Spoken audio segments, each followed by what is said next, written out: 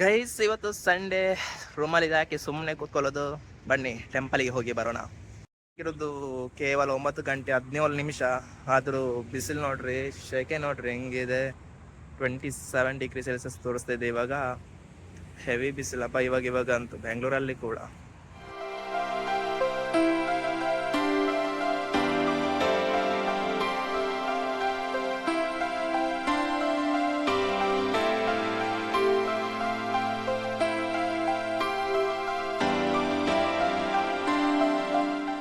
Guys, ನಾನೀಗ ಬಂದಿರೋದು ನೆಲಮಂಗಲದ ಬೈಪಾಸ್ನಲ್ಲಿರುವ Prasanna Anjaneya temple ಹತ್ರ. ಈ ಟೆಂಪಲ್ ಅನ್ನ ತುಂಬಾ ಜನ ನೀವು ನೋಡಿರ್ತೀರಾ. ಬೆಂಗಳೂರಿಂದ ಹಾಸನ ಇಲ್ಲ ತುಮಕೂರಿಗೆ ಹೋಗುವಾಗ ನಿಮಗೆ ಲೆಫ್ಟ್ ಸೈಡ್ ಸಿಗುತ್ತೆ. ಅದರಂತೆ ಹಾಸನ ಇಲ್ಲ ತುಮಕೂರಿಂದ ಬೆಂಗಳೂರಿಗೆ ಬರುವಾಗ ರೈಟ್ ಸೈಡ್ ಸಿಗುತ್ತೆ.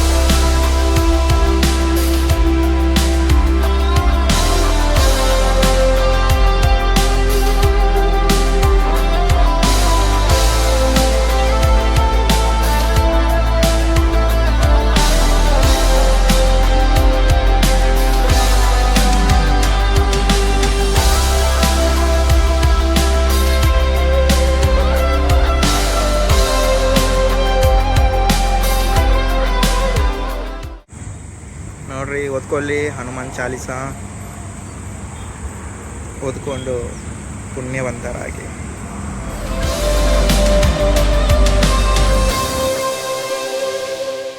ದೇವಸ್ಥಾನ ಲಾಕ್ ಆಗಿದೆ, ಆದರೆ ಲಾಕ್ ಆಗಿದ್ರೂ ಅದರೊಳಗೆ ನೀವು ದರ್ಶನ ಪಡೆಯಬಹುದು.